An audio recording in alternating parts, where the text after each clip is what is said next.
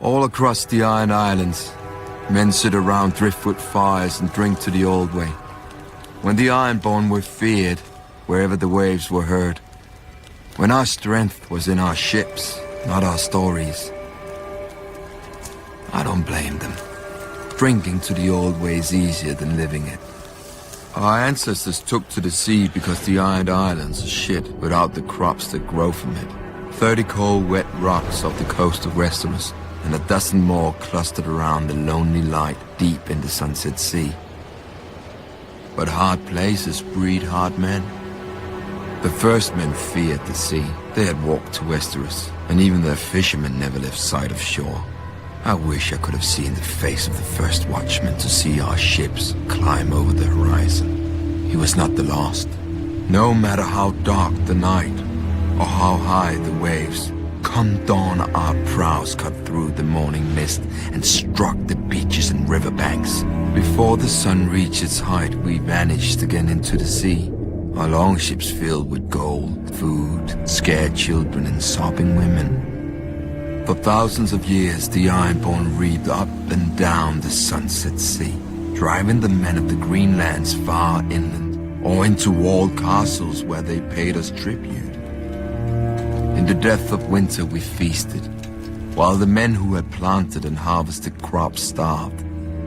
Their sons worked our mines, and their daughters warmed our beds. The stories claim that the old way died with Huron the Black and his sons at Harrenhal. Our ships and axes were no match for Aegon's dragons, so our ancestors bent their steel into fishhooks and our kingdom into villages, and started telling the red tales around the fire of how we used to be strong, and how one day we would be so again. Generations later, a young boy listened to them. Dalton Greyjoy, the wild young heir to Pike, was rowing at 5 and reeving at 10 in the Basilisk Isles with his uncle. By 14, Dalton had sailed as far as Old Geese, fought in a dozen battles, and claimed 4 salt wives. In his 15th year, he avenged his uncle's death in battle, but he took a dozen wounds and emerged from the fight, drenched head to heel in blood. From that day forth, men called him the Red Kraken. During the Dance of Dragons, the Red Kraken picked the side that was fighting the Lannisters, and fell upon the Westerlands while the Lannisters were up at war. Casterly Rock itself proved too strong, once the lady of the castle barred its gates. But the Ironborn burned the Lannister fleet, and sacked Lannisport, carrying off gold, grain, and hundreds of women and girls, including Lord Lannister's favorite mistress, and all his bastards. The Red Kraken now ruled the Sunset Sea as his forebears had, and his longships again brought the old way to the coast of Westeros. But then the war ended, and the mainland armies came home. The Iron Throne commanded the Red Kraken to stop reaving, and when he didn't, a mistress opened his throat as he slept. While his son squabbled, the Lannisters sent their soldiers to the Iron Islands. Thousands of men, women, and children were put to the sword, and scores of villages and hundreds of longships were put to the torch. The glorious return to the old way had lasted almost 2 years. My brother vowed to return us to the old way as well. He sat on the salt throne and sent our reavers to the shores of Westeros, just as he remembered from the stories he heard as a child. An old way for an old man. But while he listened to the stories, I lived them. It was never the old way to me. It was the only way. Westeros has 7 kingdoms, but the Iron Islands have hundreds. Every ship on the waves is a kingdom, and every captain on his deck is a king. The mainlanders will bow to a man whose only claim is dropping out of the right cunt. But the Ironborn spend their lives at sea. We know that if a captain is weak, his men drown. If he's foolish, his men drown. But if he's strong, his men carve their names into the world with blood, steel, and song. Any man with a ship may claim the Salt Throne, but the rest of the Ironborn have to give it to him in the Kingsmoot. Our priest claimed the first king of the Iron Islands was the Grey King, who ruled over the sea itself in the dawn of days. He took a mermaid to wife, and stole fire from the storm god, and carved the first ship from a demon tree that fed on human flesh. When he died, his 100 sons slaughtered each other until only 16 remained. Since none could overpower the rest in battle, they came together and chose the strongest to be their king. And so began the tradition of the Kingsmoot. A good story for children who don't know that grey is what men become after their strength has fled, or that brothers do not easily submit. Over the centuries, the Kingsmoot has raised the greatest of the Ironborn. Horror, whose word was law whenever men could smell the salt air or hear the crash of waves. He sacked Old Town and defeated the River King, taking 3 young sons as hostages. When their father's tribute was late, Corrit cut out their hearts with his own hand. When the father marched for vengeance, Corrit smashed his army and gave this River King to the drowned god. Horror, born to a king who had a fleet he didn't sail and swords he didn't blood. As an unruly and worthless youngest son, Harwin was sent away to the east to vanish, and so he did. But when his father died, Harwin returned to the Iron Islands for the Kingsmoot. An elder brother objected, so an elder brother fell off a horse, and at the Kingsmoot no man objected. Harwin launched his father's ships for Westeros and took 10 times the Iron Islands from its weak lords, who never expected to face an Ironborn king as skilled on land as at sea. For Harwin had reaved with Eastern pirates and served with Eastern sellswords and learned more of war than the Ironborn could imagine. After Aegon and his dragons burned our last king, Harren the Black, and broke our armies, the defeated Ironborn chose my ancestor, Rickon Greyjoy, as Lord of the Iron Islands, not king. For centuries after, the Kingsmoot was a joke that the Ironborn didn't get.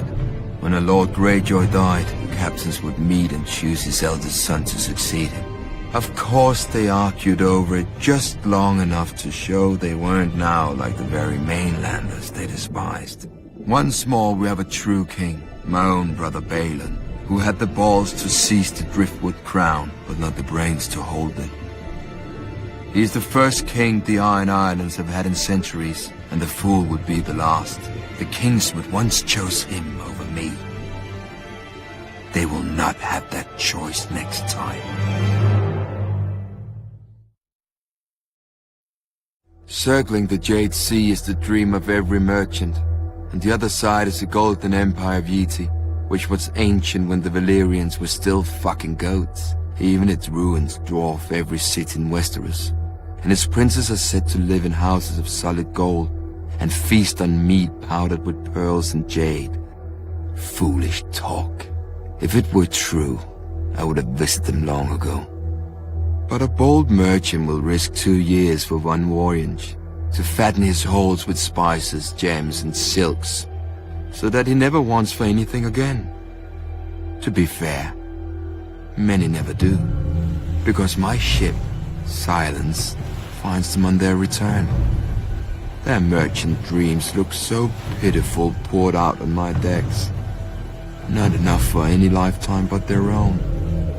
Traders from the Summer Islands make tougher prey. Not even the Silence can run down their sworn ships on the open sea.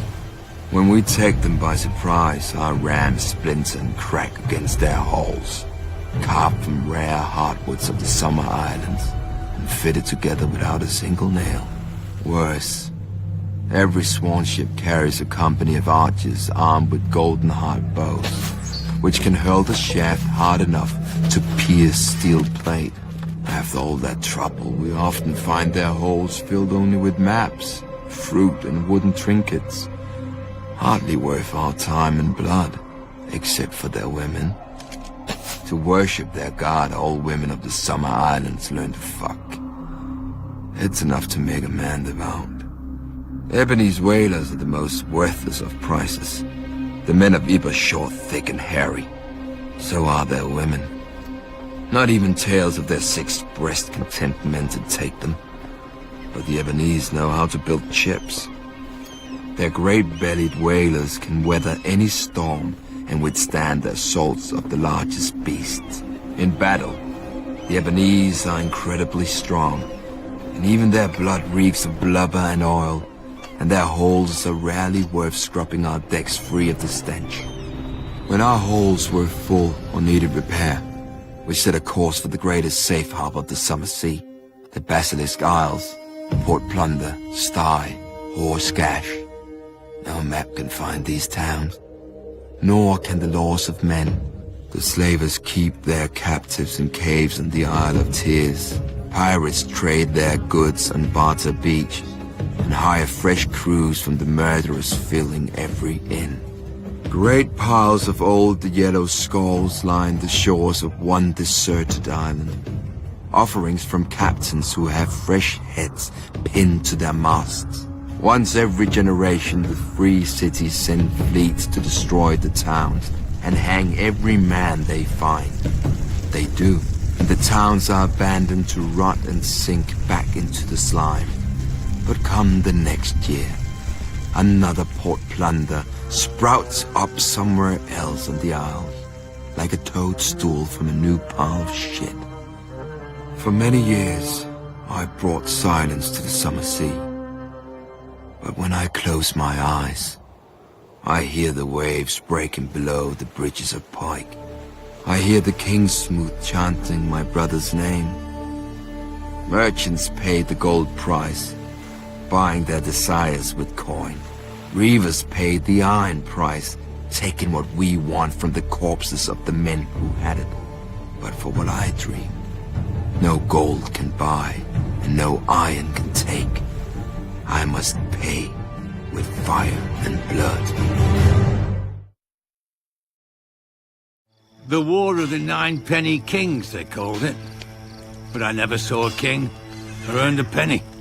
After the war ended, I heard it all started when an exiled royal bastard raised an army of sellswords, and the rightful king sent his own army to stop an invasion. Sounds simple, the way the maesters tell it. But an army isn't like a dog that comes when you whistle. The king calls on great lords, who call on lesser lords, who send out their captains to round up all the peasant men on the land the lord claims to own. If the lord is wise and generous, his new soldiers are given steel swords and wooden shields to fight his battles. Most of our army fought with sharp sticks. Singers still sing of the valiant heroes made in the war. Sir Brynden Tully, the Blackfish, Sir Tywin Lannister, and Prince Aerys Targaryen, Sir Barristan Selmy the Bold, who slew the bastard Pretender and ended the war at a stroke. But the king whose crown we were defending never came. He mattered too much, I suppose. His hand commanded the crown's armies and died valiantly in his son's arms. Or so the singers say. I never saw that either. I did see the soldiers when they came to our village. They declared I was too young to fight, but my brothers and friends were all going and I wouldn't be left behind. My oldest brother said I could be his squire, though he wasn't a knight, just a potboy armed with a stolen kitchen knife. He'd never need it. I saw him collapse on the march from fever, along with many from our village.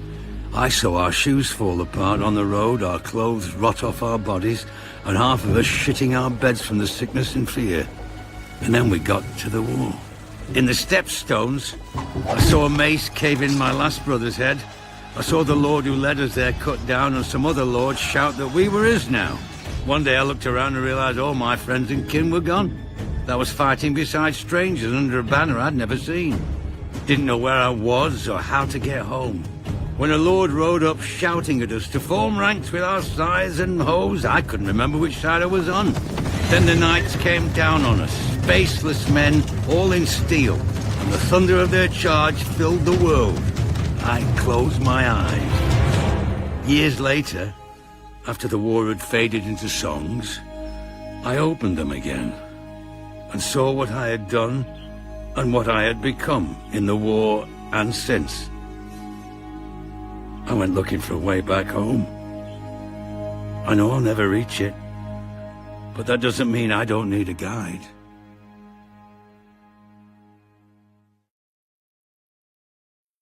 Years ago, in the height of summer, my father told my brother and me a story. He only told it once, and he refused to speak of it ever again. When he was a young man, in the year of the false spring, a great southern lord held the largest tourney Westeros had ever seen, in the largest castle Westeros had ever seen. Knights and lords from across the 7 kingdoms made their way, drawn by the spectacle and the size of the champion's purse. Even the king was rumoured to be attending, though none had seen him in years. Ours is a small house, and my father had come only to be part of the magnificence, whose like he'd never see again. One afternoon, he was walking across the field, enjoying the warm spring day, when he was set upon by 3 squires. None were older than 15, yet all were bigger than him. This was their world, as they saw it, and he had no right to be there. They snatched away his spear and knocked him to the ground, cursing him for a frog-eater. Every time he tried to rise, they shoved him down and kicked him when he curled up on the ground. But then they heard a shout. "That's my father's man you're kicking!" howled the she-wolf. Lyanna Stark, the young daughter of Lord Rickard Stark, Warden of the North and my father's liege lord. Lyanna laid into the squires with a tourney sword, scattering them all. My father was bruised and bloodied, so she took him back to her tent to clean his cuts and bind them up with linen. There he met her brothers, Wild Brandon, who led them, the quiet Eddard, and Benjen, who was the youngest of the 4. That evening, there was to be a feast in Harrenhal to mark the opening of the tourney, and Lyanna insisted that my father attend, as he was of high birth with as much a right to a place on the bench as any other man. She was not easy to refuse, this wolf maid, so my father borrowed suitable clothes from Benjen and went up to the great castle. Under Harren's great roof, my father ate and drank with his fellow Northmen. A black brother beseeched the knights to join the Night's Watch, to snickers and smiles. Prince Rhaegar sang a song so sad that it brought tears to Lyanna's eyes. But when Benjen teased her for it, she poured wine over his head. Lord Baratheon drank down a night of skulls and kisses in a wine cup war. My father remembered a beautiful woman with purple eyes, who danced with Sir Barristan Selmy and several others. As the end of the evening approached, Brandon Stark asked her for one more dance on his shy brother's behalf, and so Eddard Stark shared the last dance of the celebration with Lady Ashara Dane.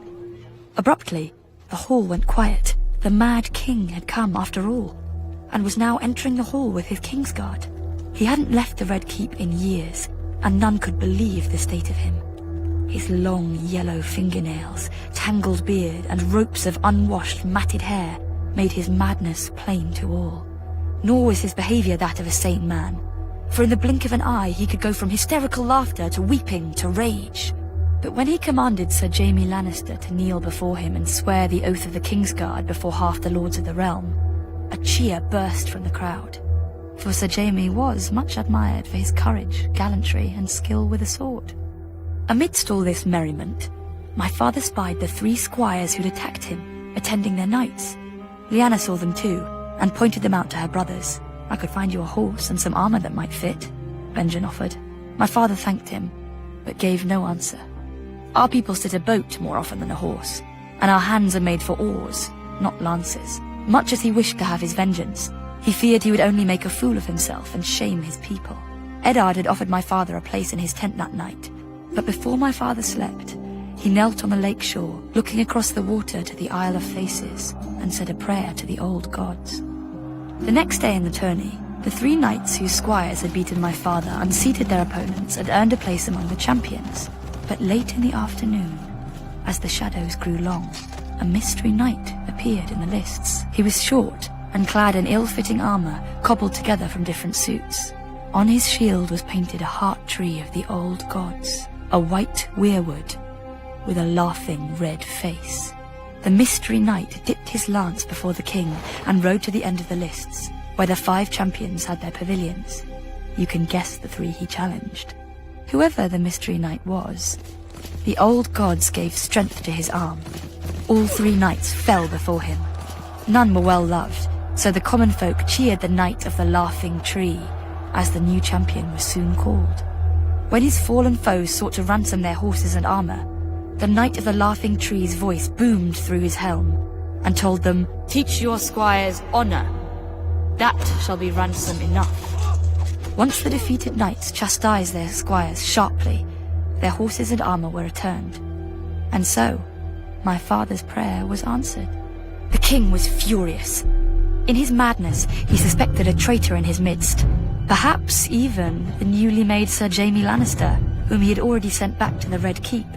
That night, the king asked Lord Robert Baratheon to take to the lists and unmask the Mystery Knight, declaring him no friend of his.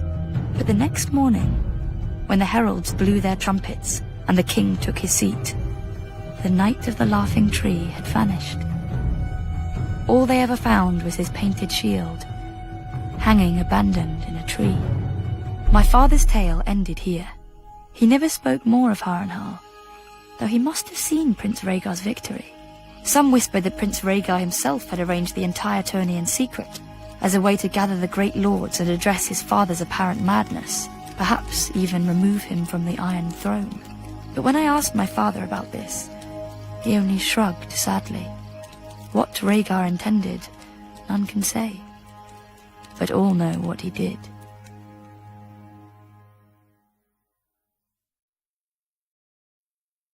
Kingslayer. A word every man and woman in Westeros spits at me, though many can't even name the king I slayed. I understand. To them, I'm a symbol of everything they'll never have and a warning that'll never apply, so they can loathe me from the safety of their small lives. But when a dog goes mad, we put it down. Why not a king? I was never supposed to be on the King's Guard. Oh, as a boy, I dreamed of the White Cloak like all boys, but I was heir to Tywin Lannister, Hand of the King. If he forbade the tides, the waves would cease. Then I was 15, and my father was congratulating me on my new knighthood in the Red Keep. I wonder if that was the last time he was proud of me. That night, there was a knock on my door, and I opened it to find my sister Cersei disguised as a simple servant girl. I hadn't seen her since my father had taken her to court when she was 12. She had grown up, as had I. She told me that my father planned to marry me off to Lysa Tully, but she could arrange for the king to raise me to the King's Guard so I could stay in the city with her. All I had to do was agree. I made the obvious objections, our family, our father, Casterly Rock, until she asked, "Is it a rock you want, or me?" Come morning, she had my consent. I would join the King's Guard for her. I would forswear my lands and title for her. I would forsake our family for her. Soon a royal raven commanded my father to present me to the king during the great tourney at Harrenhal to say my vows. My father erupted in fury. He could not object openly, but he resigned the handship and returned to Casterly Rock, taking Cersei with him. Instead of being together, Cersei and I exchanged places. Then everything started to fall apart. At Harrenhal, King Aerys made a great show of my investiture. I knelt before him in gleaming armor and swore the oath of the King's Guard. When Sir Gerald Hightower raised me up and put the white cloak on my shoulders, a roar went up from the crowd. I admit, despite my father's anger, I was happy and foolish. That very night, Aerys soured, commanding me to return to the Red Keep to guard the Queen and little Prince Viserys. Sir Gerald offered to take that duty himself so I might compete in the tourney, but Aerys refused. "He'll win no glory here," the king said. "He's mine now, not Tywin's. He'll serve as I see fit." That was when I understood. It was not my skill or valor that had won me this honor. The Mad King had chosen me to spite my father and steal his heir. I wanted to rip off the white cloak, but it was too late. A King's Guard serves for life. So I upheld my oath, confined to the Red Keep where Varys could watch me and where the headsman could find me if my father displeased the king. I served the king's pleasure, as he burned Rickard Stark alive and strangled his son, inciting the rebellion. I defended the king's honor against courtiers as his generals lost battle after battle with Robert. I kept the king's secrets when his pyromancers hid caches of wildfire beneath King's Landing. I gave the king counsel when my father's army was at the city gate, and Grand Maester Pycelle lied that my father had come to save him. Many forget that I also tried to defend the king from harm. When the Lannister soldiers poured through the gates, it fell to me to hold the Red Keep as the only King's Guard in the city. I knew we were lost and sent to Ares, asking his leave to make terms. My man came back with a royal command. Bring me your father's head if you are no traitor. Ares would have no yielding, as pyromancy was with him, my messenger said. I knew what that meant. Ares Targaryen was alone in his throne room when I found him, picking at his scabbed and bleeding hands. The fool was always cutting himself in the Iron Throne. Burn them, he kept muttering. Ares had decided to let Robert be king after all, over the charred bones and ashes of King's Landing. He must have thought his pyromancer was near enough to obey him, but I'd killed him a few minutes before in the courtyard. As I approached the throne, sanity flashed behind the king's eyes for a moment, just long enough to read the look in mine. His eyes grew huge and the royal mouth drooped open in shock. He turned and ran. A single thrust was all it took to end the greatest dynasty the world had ever seen. Beneath the empty eyes of the dead dragons on the walls, the last dragon king squealed like a pig and shat himself. So easy, I thought. A king should die harder than this. My father's knights burst into the hall in time to see the last of it, so there was no way for me to vanish and let some braggart steal the glory or blame. I knew at once when I saw the way they looked at me, it would be blame. Lannister or no, I'd been one of Aerys' Kingsguard. I commanded them to announce that the Mad King was dead, and to spare all those who yielded. They asked me if they should proclaim a new king as well. I knew what they meant. Would it be my father, or Robert Baratheon, or maybe the child of Viserys who'd fled to Dragonstone?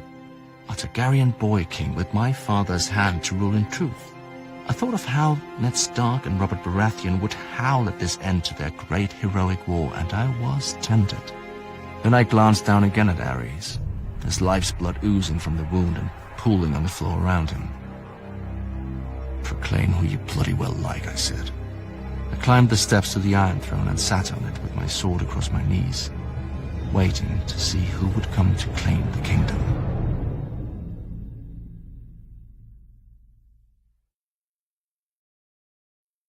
Between the free cities and the bones, between the shivering sea and Slaver's Bay, spreads the Dothraki Sea. Named not for its waters, but for how freely its conquerors roam upon it. A traveler on the Dothraki Sea will find few villages and no farms, because the Dothraki view it as a sin to cut into their Mother Earth with plows and shovels, and the Dothraki know only one punishment. The closest the Dothraki approach to civilization is Vaes Dothrak, though to outsiders it doesn't look like a city. There are no walls, because the Dothraki believe only cowards hide behind them, instead of facing an enemy blade in hand. But the Dothraki couldn't do that here either. Within the bounds of the city, no one, not even the mightiest Khal, may carry a blade, by order of the priestesses of the Dosh Kali. Not that any enemy would be foolish enough to attack the sacred city of the Dothraki in the first place. Two giant bronze stallions rear over the entrance to the city, their hooves meeting in the air to form an arch, the famous Horse Gate. Through it is the God's Way, where the Dothraki drag the sacred idols of the cities and peoples they've broken. Along one side, stone gods look down on you from cracked thrones with chipped and stained faces, their names lost to time. Across the road, monsters watch you pass, black iron dragons with jewels for eyes, roaring griffins, manticores with barbed tails poised to strike, and other terrible beasts from every corner of Essos. But there is nothing to fear. If these gods and devils had any power, they would never have ended here. Not all foreign gods in Vaes Dothrak are broken.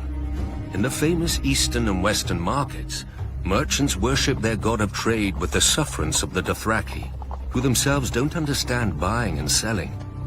The western market is a great square of beaten earth filled with animal pens, drinking halls, and a maze of stalls and crooked aisles. Even goods from Westeros find their way here, though the merchants who sell them wouldn't know a Lannister from a Frey. The eastern market is fittingly a stranger place. The elders of the Dosh Khaleen view it with suspicion, and most Dothraki stay away. They aren't wrong. The great elephants, the basilisks and silver cages, and the striped black and white horses of the Diogus Nai are harmless enough. But I can see how the elders wouldn't want their younger members to see the warrior maids of Hir Kun, who wear iron rings in their nipples and rubies in their cheeks, or listen to the shadow men, who cover their bodies with tattoos and hide their faces behind masks, and whisper dark secrets for a price. This is all of Vy's Dothrak that foreigners ever know. For only Dothraki are permitted into the inner city, where the Dosh Khaleen live out their lives. A blood rider, drunk on fermented mare's milk, once told me that the Dosh Khaleen are stewards. They prepare for the day when every rider of every Khalasar shall return to the city. And the Dothraki truly will be one blood and one Khalasar again, under the greatest Khal of all, the stallion who mounts the world. He will ride to the ends of the earth and grind nations into dust, and take the whole world as his herd. Or so the prophecy goes. Yet the world is vast, with many places a horse can't go.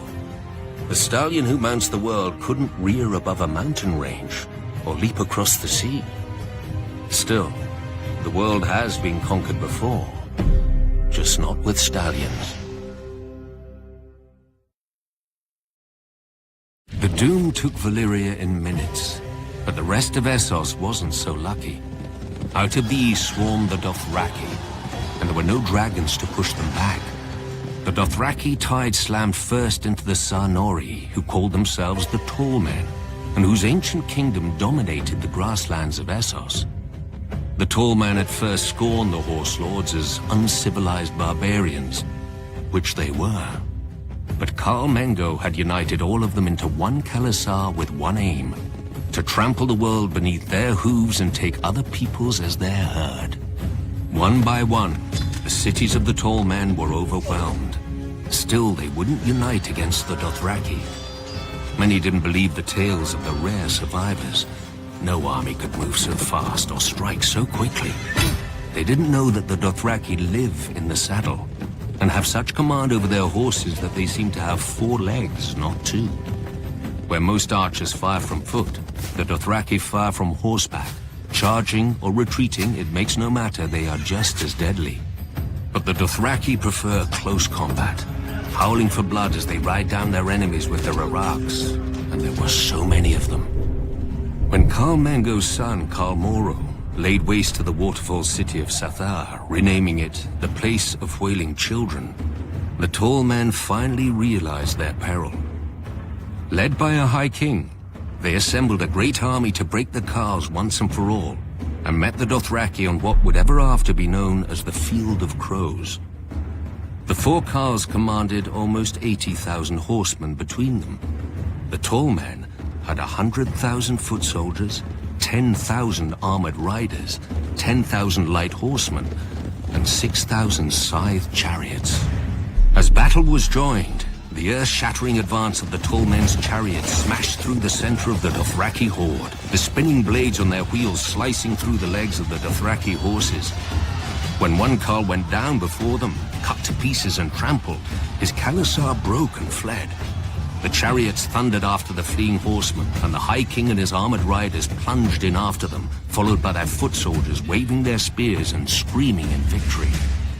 But it was a trap. The Dothraki were not fleeing, as the Tall Men realized when the Horse Lords suddenly turned their horses and unleashed a storm of arrows.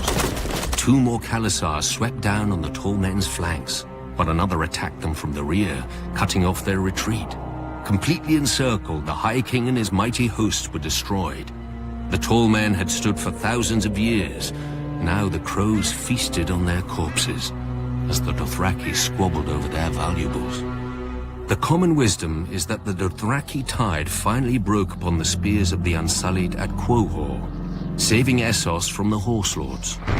In truth, the days when the Dothraki could threaten the entire world had already passed. The great Khalasar forged by Khal Mengo had splintered into a dozen hordes after the death of the last great Khal, and the riders had resumed their petty feuds. The grasslands of Essos are now called the Dothraki Sea, but no more nations drown in it. Still, the Dothraki priestesses, the Dosh Khaleen, prophesied that one day the Dothraki will gather at Vaes Dothrak, their holy capital, and unite once more under the greatest Carl of them all, the stallion who mounts the world. He will lead their people to the ends of the earth and grind all nations to dust beneath them. I knew a Khaleesi who the priestesses said would give birth to this stallion. She didn't. No doubt the Dosh Khaleen have made the same prophecy before and will again. World conquest is an alluring dream, but few who dream it ever wake to its reality. Yet could the Dothraki, united behind one great leader, conquer the world? When I first came to Essos, I laughed at the idea. But now, most armies are either sellswords, paid to fight, who often refuse to die, or peasants called up from the fields and hovels. How long would those armies stand against the charge of 100,000 screamers howling for blood? How well would boiled leather jerkins and mailed shirts protect them when the arrows fall like rain?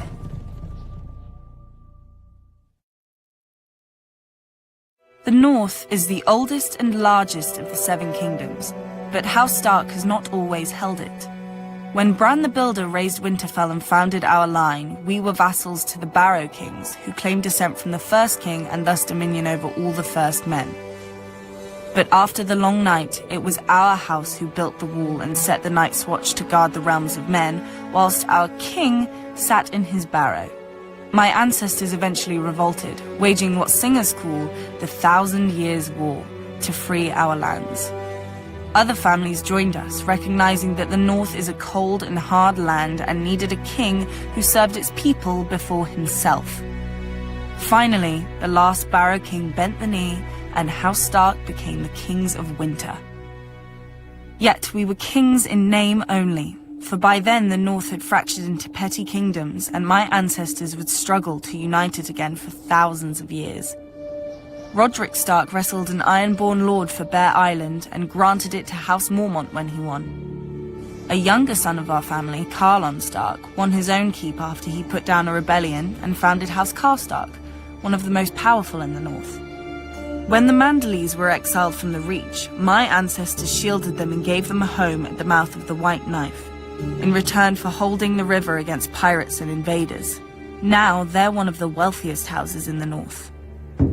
I'm not so naive to pretend that the entire North welcomed Stark rule. The last Warg King was slain at Sea Dragon Point along with all his sons and beasts. The last Marsh King died at the hands of King Rickard Stark, and House Reed has held the swamps of the Neck ever since. Houses Greenwood, Towers, Amber, Frost. None survive today as more than names in dusty old books. But my ancestors never wanted to destroy their foes' root and stem. The Umbers of Last Hearth and the Glovers of Deepwood Motte bent the knee and became loyal vassals of House Stark. The Red Kings of House Bolton wore cloaks made from the skins of Stark princes they'd flayed, and one of the Boltons was even known as the Red Arm because he liked to plunge an arm into the bellies of captive Starks and pull out their entrails with his bare hand. The North deserved to be wiped clean of them. Yet my ancestors spared them after their defeat because they believed the North couldn't afford to fight itself any longer. Time soon proved them right. When the Andals swept into Westeros, they obliterated all the kingdoms of the First Men except the North. Each of the southern kingdoms fought the invaders on its own, but the North fought as one. When the Andals tried to sail up the White Knife, the Manderleys fell on their ships. When the Andals tried to march an army through the Neck, the Reeds fell on their soldiers. King Theon Stark even sailed his own army to the Andal homeland for vengeance and slew hundreds of Andal warriors. When he returned, he planted their heads on spikes along our coasts, a warning to other would-be conquerors. The warning was heeded for thousands of years, until Aegon the Conqueror. The south had already fallen to Aegon and his dragons, only the north remained. My ancestor, King Torrhen Stark, marched the north down to the Trident and beheld Aegon's army, larger than Torrhen's own by half, and with 3 dragons circling overhead. Many northern bannermen wanted to attack anyway, claiming northern valor would carry the day. Others wanted to fall back to Moat Cailin and make a stand there. But Torrin had heard how the armies of the Rock and the Reach had burned on the field of fire, and had seen the fires still glowing beneath the rubble of Harrenhal. He knelt and laid his ancient crown at Aegon's feet, and rose a king no more but Lord of Winterfell and Warden of the North. Some Northerners still sneer at my ancestor as the king who knelt, forgetting that because of Torrin they're alive today to sneer. Their ancestors didn't leave their burned bones at the Trident, and their twisted swords didn't fill Aegon's new throne. Now many say that House Stark is dead and gone, and House Bolton holds the North. But the North remembers who united it. The North remembers who defended it, and the North remembers who stole it. Long ago, my ancestors spared the Boltons, trusting their oaths of fealty. I shall correct that mistake. Even the North can forget when there's nothing left to remember. War did not come to Westeros with men.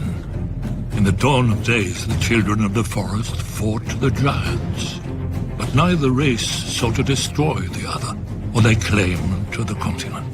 They couldn't. The children hunted and fought with dragon-glass arrows and spears, and the giants had only the branches they pulled from trees. Nor could both races fill more than one of the 7 kingdoms of today. Then the southern deserts coughed up a new race, the First Men, who had crossed the narrow sea over the Armored Dorn. Unlike the children and giants, the First Men lived in huts and villages and farmed the land to eat. And there were so many. As the numbers swelled, men needed ever more fields and timber. Of course, they saw that the great forests could provide both. When they cut into the deep woods, however, they stumbled on a strange sight. A white tree with red leaves and a face staring back at them. At first they were afraid, but the face never spoke, even when the axe bit into it. The First Men didn't know what a weirwood was. They didn't know that a weirwood grows forever if left in peace, or that the native children believed their spirits went into it after death. The children had no letters or runes, all of the history, songs and prayers, only the trees remembered. When the children looked at the cleared fields, they saw not white stumps, but their ancestors now lost forever, with their bones stolen to line the invaders' walls. Driven mad by grief, the children attacked.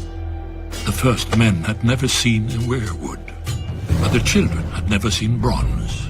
Their dragon-glass arrows glanced off the First Men's shields, and their armor of woven bark split beneath the First Men's swords.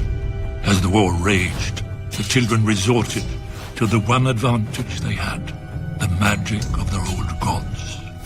Their green seers enlisted dire wolves and snow bears, cave lions and eagles, mammoths and serpents. In return, the First Men cut down and burned every weirwood they could find, fearing that the children would spy on them through the faces in the trees. The children became desperate. Their green seers called down the Hammer of Waters to break the Armored Dorn, destroying the bridge that men crossed into Westeros, and to flood the neck to contain men to the south. But the First Men would not be stopped. Fearing extinction, the children combined their powers for one last spell that would save their people and their land from the invaders. By themselves, the children were too few to resist the onslaught. But if they could turn men's numbers against them? After hundreds of years and untold death and destruction, the wisest heads of the children and the First Men finally prevailed. The children couldn't win this war, and the First Men didn't want to win, fearing the cost of victory. Heroes and rulers on both sides met upon an isle in the God's Eye to form the pact.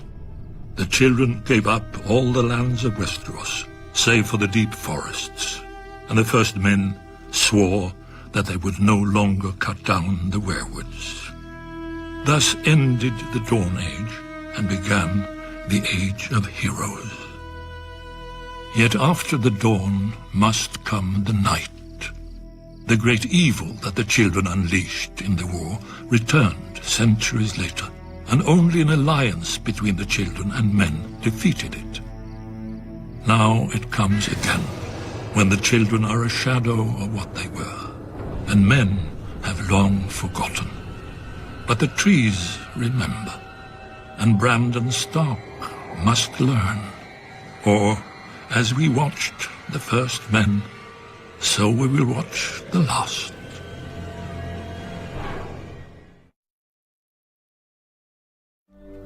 King Robert still lived, and Lord Eddard Stark had just survived an ambush by Jaime Lannister in King's Landing. We were the King's men, charged by the King's hand to bring the King's justice to the false knight Gregor Clegane, who was raping and murdering the King's subjects in the Riverlands. To be honest, I cared more about the King's cellars, but I joined Lord Beric for the adventure. And maybe a grateful milkmaid or two. Ser Gregor isn't called the Mountain because of his subtlety, yet he took us by surprise at the Mummer's Ford. He'd hidden his men on both banks, and as we crossed, he fell upon us from the front and rear. I saw a single blow from his sword take a man's arm off and kill the horse beneath him. Many of us, though, were simply ridden down and drowned. The survivors spotted my damn red cloak and rallied around me, and we cut our way free. 100 men we'd been that morning. By dark, only 40 were left, and Lord Beric looked to make us 39 before morning. I drew a foot of lance from his chest and poured boiling wine into the hole it left, but I knew there was no hope. When his light failed, I shut his eyes, placed my hands on his cold chest, and mumbled a half-remembered blessing over his body, because he was my commander and my friend, and I didn't know what else to do. Then, I felt his heart thud beneath his breast. His body shuddered as the fire of life rekindled inside it.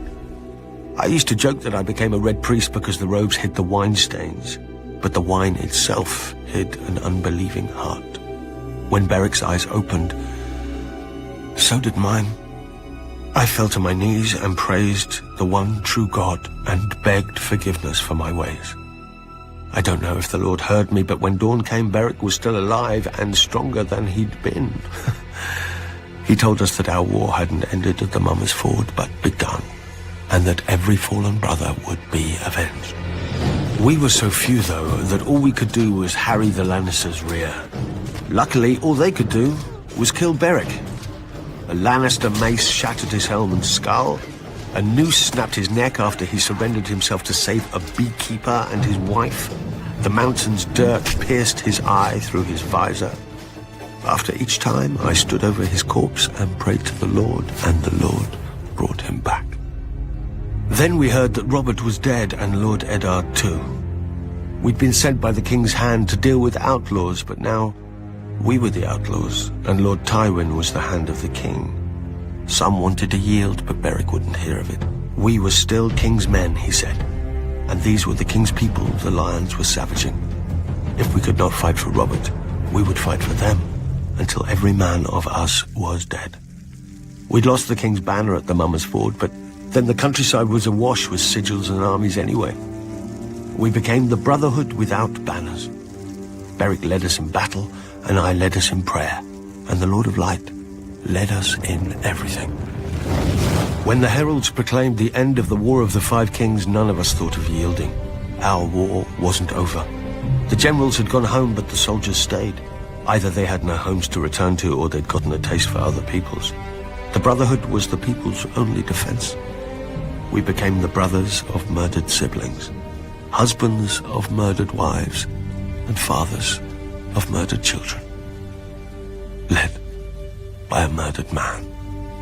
Once we sought to bring the King's justice to the realm. Now we bring the Lord's, or at least we try. Without question, Old Town is the oldest, wealthiest and greatest city in Westeros. Though King's Landing is more populous, and arguably more powerful. The city straddles the mouth of the Honeywine River, and the bounty of the entire Reach flows beneath its great stone bridges to ports that are renowned throughout the world. Thus we needn't speak more of them. More interesting is the history of the city, for none can say when it was founded. Many centuries ago, a few bold maesters sought out the children of the forest, who claimed that men have lived at the mouth of the Honeywine since the Dawn Age. Nonsense! Maester Jellicoe proved that the city began as a trading post, where ships from Valyria, Old Geese and the Summer Isles put in to replenish their provisions and make repairs.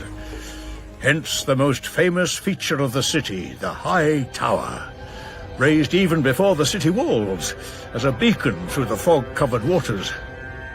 Originally built of wood and standing a mere 50 feet above the ancient fortress of its foundation, it is now thick stone and rises even taller than the wall.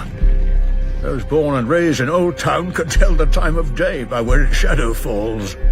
But no maester can tell why. Even in our oldest records, the island on which it stands is called Battle Isle. What battle was fought there, and when? As for the ancient fortress that forms the tower's base, its walls and interiors are all of solid black stone with no hints of joins or mortar, and no chisel marks of any kind. We know it predates the tower itself by thousands of years, but who built it? How? And against what?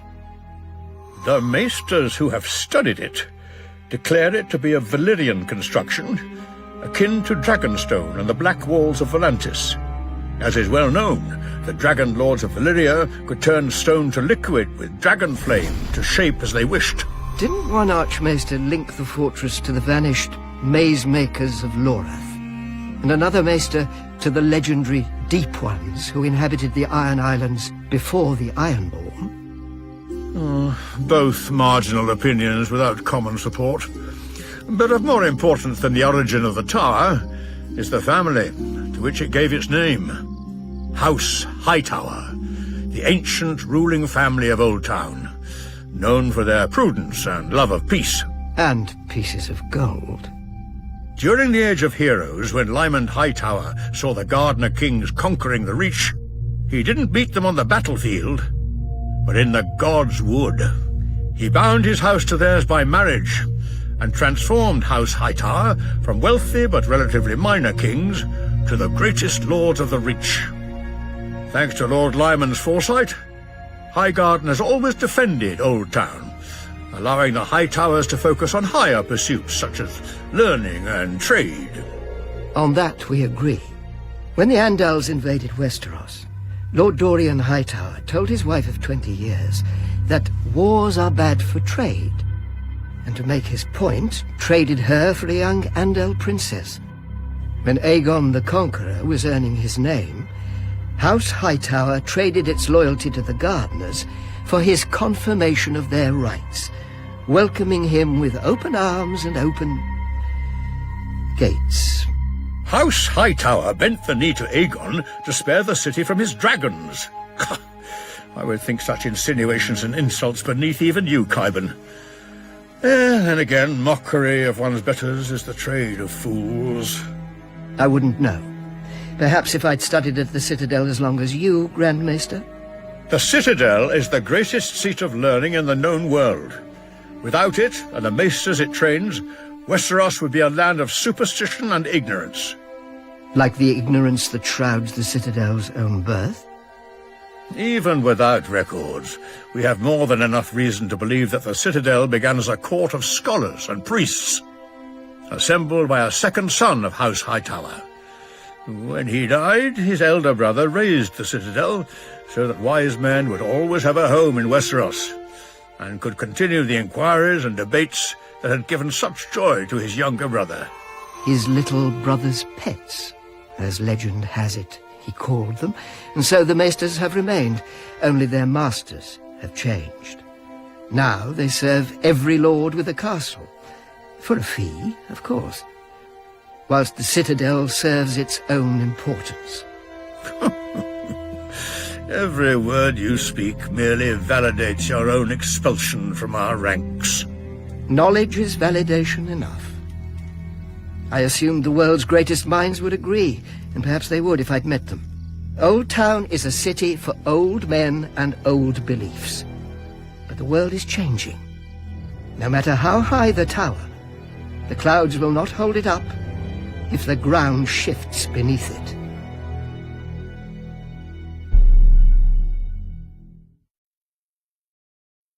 As a boy, even I dreamed sometimes of being not a Stark of Winterfell, but a Dane of Starfall.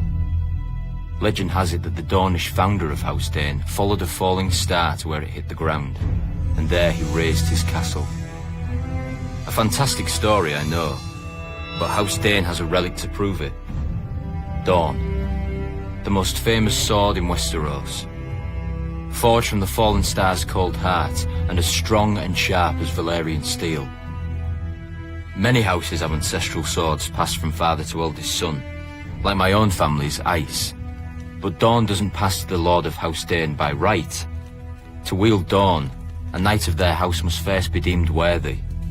It doesn't matter if he's the Lord, a younger brother, or a distant cousin. If none are found to be worthy, the blade stays on the mantle in Starfall until the next generation. But Dawn hasn't rested there often. From House Dane have risen some of the greatest warriors in Westeros. Vorian Dane, who was a king and the greatest knight in Dawn before he was defeated by Nymeria. Because of his honor and his prowess, she sent him to the wall in golden fetters and took his heir as her husband. Joffrey Dane, who answered Aegon the Conqueror's demand to submit by invading Aegon's 7 kingdoms and marching an army to the gates of Old Town, where Aegon had been crowned. And the greatest of them all, Sir Arthur Dane, the Sword of the Morning. During the reign of the Mad King, a band of outlaws calling themselves the Kingswood Brotherhood terrorized the forest outside of King's Landing. Every force sent after them either returned empty-handed or vanished into the woods, never to be seen again. The king was furious and dispatched Sir Arthur of his own Kingsguard to deal with the threat. Sir Arthur didn't put the villagers to the question or set fire to the woods to smoke out the Brotherhood, as other forces had done. He paid the small folk for the food his men ate, brought their grievances to the king, even won them the right to take a few of the king's deer during the autumn. The forest folk had looked to the outlaws to defend them, but Sir Arthur did more for them than the outlaws could ever hope to do. When a villager led Sir Arthur and his knights to the outlaws' secret camp, the Brotherhood, to their credit, didn't flee. One of their leaders, the Smiling Knight, was a madman. Cruelty and honor jumbled together, but he didn't know fear, not even when Sir Arthur drew Dawn before him. Soon the outlaw's longsword had so many notches that Sir Arthur stopped to let him fetch a new one. The robber knight chose another and then asked for Dawn. Sir Arthur replied, "Then you shall have it." The Smiling Knight never smiled again. The mad fool. Dawn is just a sword. Sir Arthur was the true steel. Strong, brave, and loyal to a fault. He would never have aided Rhaegar's abduction of my sister if his vows hadn't compelled him. And though we fought on opposite sides, I admired him. When I was younger, I wanted to be him. Every boy did. And I killed him. Not in single combat, but as he was on his knees, a dagger in his back. I'll never forget the look in his eyes. He wasn't angry or betrayed. He'd done his duty to the last, even though he found it dishonorable, and even though he knew what awaited me in that tower. Sir Arthur Dane died the greatest knight who ever lived. After Robert's coronation, I returned Dawn to Starfall. One day, House Dane will raise a worthy successor to Sir Arthur. Until then, Dawn gathers dust above the fire, with the dream of every boy in Westeros. Men called me the Spider long before I came to Westeros. As a young thief in Pantos, I seemed to have 8 hands, each dipped into a stranger's pocket. But the other thieves didn't appreciate my skill, and they had size and strength that I couldn't match. When they discovered why, I was beaten and told that a eunuch boy doesn't belong in the streets, but in the brothels, as any slaver would know. I managed to escape them, and took to sleeping in the sewers by day and prowling the rooftops by night. Barely one step ahead of starvation, much less slavery. Then I met Illyrio Mapatis. He was a bravo who lived by his sword, but his mind was sharper than his blade. I proposed an arrangement. I would spy on lesser thieves and steal their takings. Illyrio would offer help to the thieves' victims, promising to recover their valuables for a fee. Soon every honest man knew to come to Illyrio, whilst the city's cut purses sought me, half to sell me what they had stolen, and the other half to slit my throat. Sadly for them, Illyrio needed my throat more than he needed theirs. Most thieves, like most men, are fools who think no further than turning a night's plunder into wine. Luckily, as the other thieves had reminded me, I was not a man.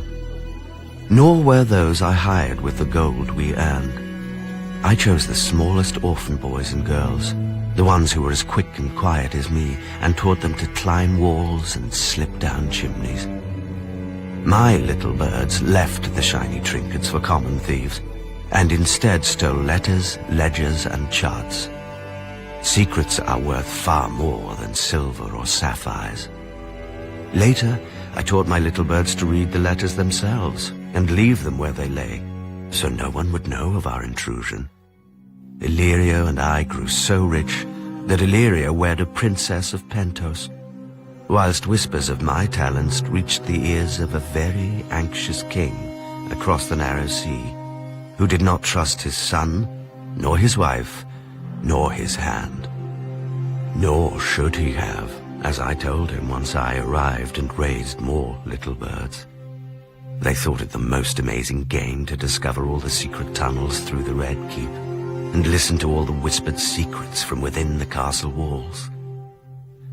I often wonder what became of my little birds once I left King's Landing.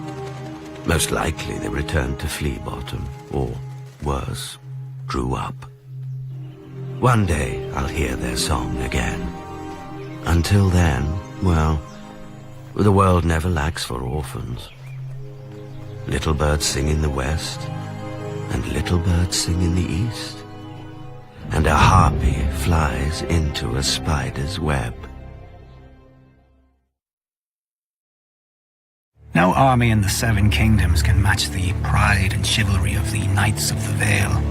After all, they were the first true knights in Westeros. The Knights of the Vale were originally the Knights of Andalos, an eastern nation whose people invaded Westeros thousands of years ago. From the sea, the Vale seemed to the Andals an ideal new home, a wide, fertile valley isolated from the rest of Westeros and its kingdoms by a great mountain range. The first men who held it, moreover, were sparse and divided, and waded into battle with bronze axes and armor that couldn't match Andal horses and steel. But what the first men lacked in weaponry, they made up for in ferocity. Finally uniting behind King Robar Royce, the first men smashed the Andals in battle after battle, reclaiming the Vale and pushing the invaders back to the sea from whence they'd come. Learning from the first men, the remaining Andals united behind a leader of their own, not a king or a lord, but a knight who'd been born in the Vale and knew it as well as the first men. Sir Artus Arryn, known as the Falcon Knight. The armies of the first men and the Andals met beneath the Giant's Lance to decide the fate of the Vale. Sir Artus had many more mounted knights than the first men, who preferred to fight on foot. But the first men had seized the high ground, digging trenches in front of their ranks and lining them with sharpened stakes smeared with offal and excrement. 6 times the Andal knights charged, and 6 times the first men threw them back. But on the 7th, a fearsome Andal warrior broke through the ranks of the first men and the Andals rushed through the gap.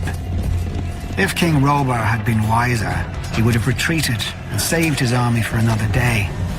Then again, if he'd been wise at all, he'd never have risked his army of foot soldiers against mounted knights in the first place.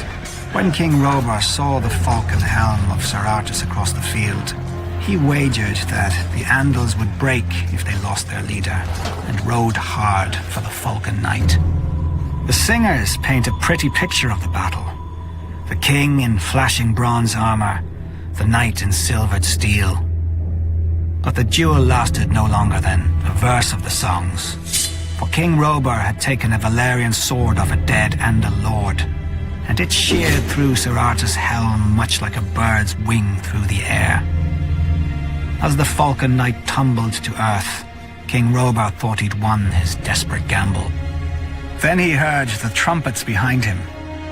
When he turned, he saw 500 fresh Andal knights pouring down the giant's lance. And the man at its head was also the man at Robur's feet. For Sir Artus, unique in that age, or indeed any age, esteemed cunning even more than martial strength, and had clad one of his knights in his spare suit of armor, leaving him to die at Robur's hand, while Sir Artus took his best horsemen up a goat track he knew from childhood. The charge of the Andal knights broke the last great army of the first men, who would never again threaten the new Knights of the Vale. Some of the defeated would even join their ranks in the years to come, but many more fled to the mountains, choosing savagery over submission. Ever since, the Knights of the Vale enjoyed an exclusive position in Westeros. They could sally forth from the Vale at will, knowing that if battle went against them, they could retreat through the Bloody Gate, where no army could follow. Until the dragons changed the game. When Aegon the Conqueror landed in Westeros, the Queen Regent of the Vale shut the Bloody Gate against the Targaryens and massed the Knights of the Vale behind it to lock it. But Visenya simply flew her dragon to a balcony of the Eyrie where the boy king was playing, and gave the boy a ride round the castle in return for his mother's submission. With the conquest, no more could the Knights of the Vale hide behind their mountains, nor, they soon discovered, did they need to. For thousands of years, the other kingdoms had warred and treated to balance each other's might, whilst the Vale kept to itself. None realized what power the Vale could have until Jon Arryn defied the Iron Throne, refusing to surrender Ned Stark and Robert Baratheon to the Mad King. The North, the Riverlands, and the Stormlands couldn't have beaten the other three kingdoms by themselves, but the Knights of the Vale rode with them. Now the North is freezing, the Riverlands are burnt, the Stormlands are spent, Dorne is distant, the Westerlands are weakened, and the Reach is paralyzed. Of all the great armies in Westeros, only the Knights of the Vale have yet to suffer exhaustion or defeat. The Bloody Gate is opening again onto Westeros, and through it passes opportunity. Most houses take wild beasts for their sigils, calling themselves bears, lions, or stags, as if a cloth banner could make them so. That isn't the way of House Tarly. Our sigil is the huntsman pulling his bow, and it isn't some idle fancy. As soon as a son of House Tarly can hold a spoon, he gets a bow. As soon as the boy can sit a horse, his father takes him on a hunt. They return with a stag, a buck, a boar, a brace of pheasant, even if it takes days. Even if it takes a week.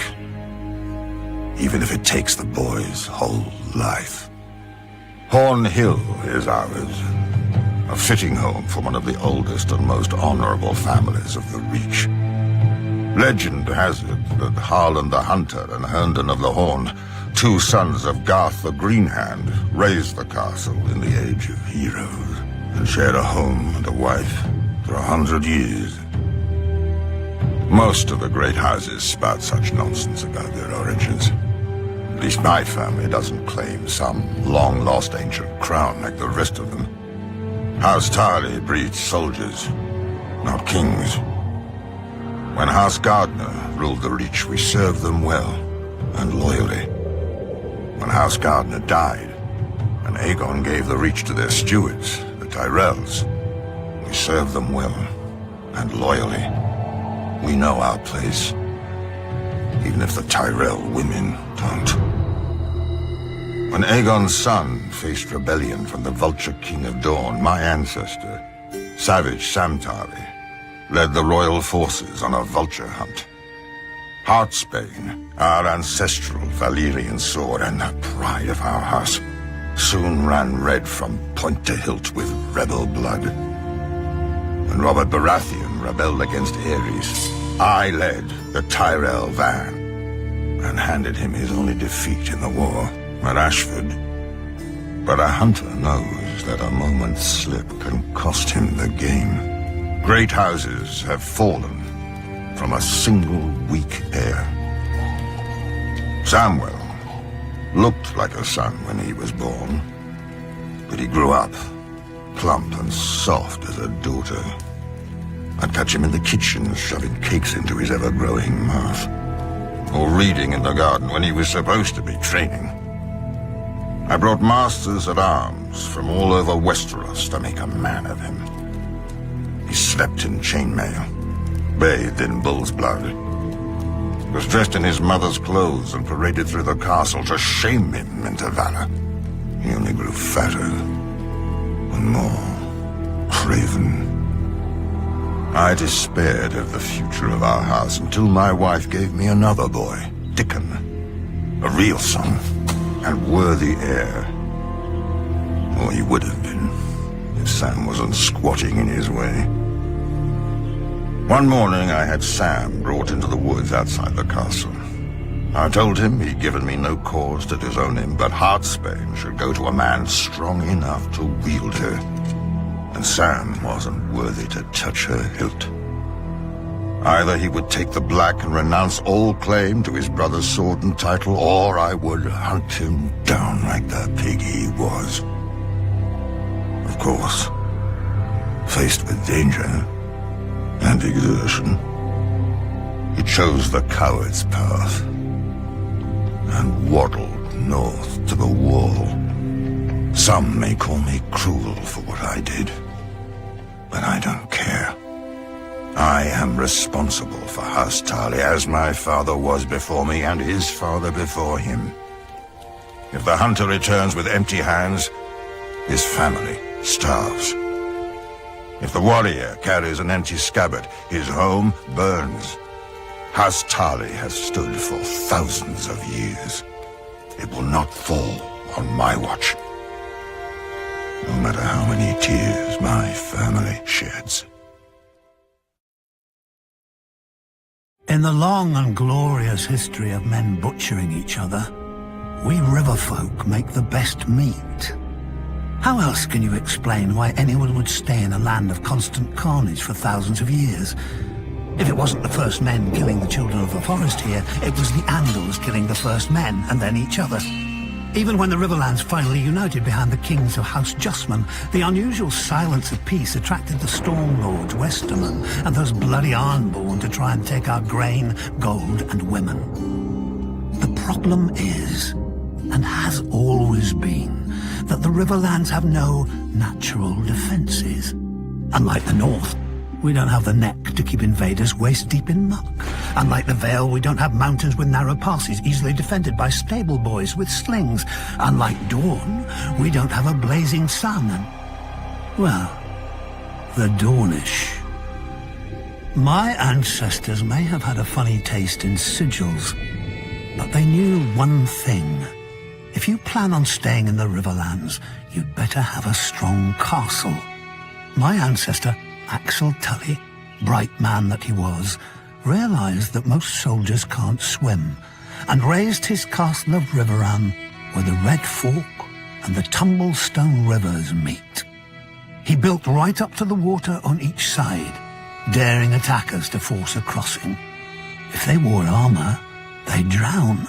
If they didn't, our archers would feather them from the battlements as they paddled. An army could still assault River Run from the west, however, so my ancestors dug a wide moat along our western wall, connecting the rivers on either side of the castle. When any would-be conquerors showed up, we opened a series of gates and flooded the moat, transforming River Run into an island fortress with enough stores to last years. As the invaders starved in their camps, they'd watch us fish off our walls, just for variety, and because we were bored. Eventually they all skulked home. In the 1,000 years that River Run has stood, not once has it been taken by force. It's a proper castle. You want it? You have to marry into it. Even the damned Freys knew that much. Up-jump toll collectors living on a bridge instead of beneath it like the rest of their kind. But finally, a Lord of the Crossing passed off one of his brood to his liege lord, House Tully. My nephew Edmure. People say Lord Walder arranged the Red Wedding to punish Robb Stark.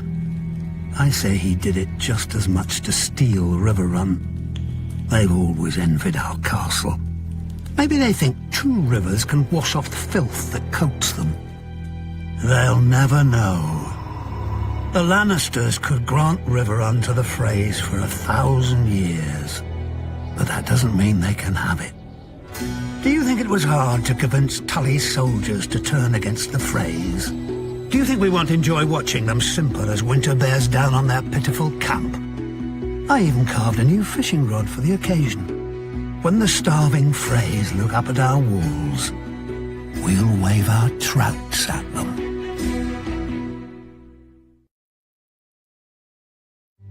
Fire and blood make poor tools, as kings make poor servants. House Targaryen called themselves dragons long after the last beast died. Perhaps it's only fitting that even their humility was monstrous. Men worshipped on Visenya's hill thousands of years before Visenya came and Baelor raised the sanctum that bears his name. The massive dome and towers of the great Sept of Baelor can be seen from anywhere in the city, but not from the vast countryside that paid for it. Its 7 bells can be heard as far as Dragonstone whenever a king dies, but none tolled for the stonemasons, glaziers, and smiths who built it. The great Sept was built to impress upon a man how much greater the gods are than him. A noble goal, and in that it succeeds. Within the main chamber, the sun streams through a 7-pointed star to illuminate the 7 towering over mortals.